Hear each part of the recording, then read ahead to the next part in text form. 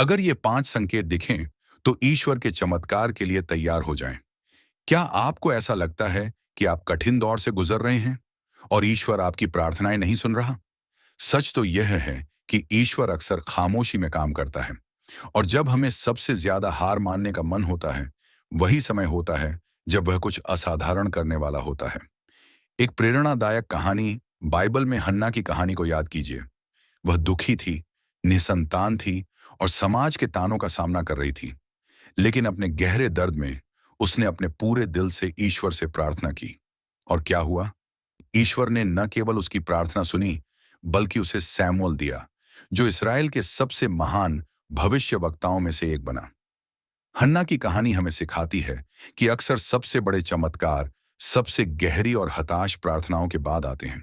तो आप कैसे जानें कि ईश्वर आपके जीवन में चमत्कार करने की तैयारी कर रहा है?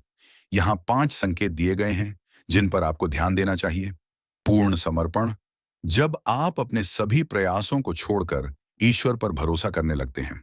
छोटे छोटे आशीर्वाद, अनपेक्षित सहायता या सकारात्मक संकेत मिलते हैं जो दिखाते हैं कि ईश्वर साथ है।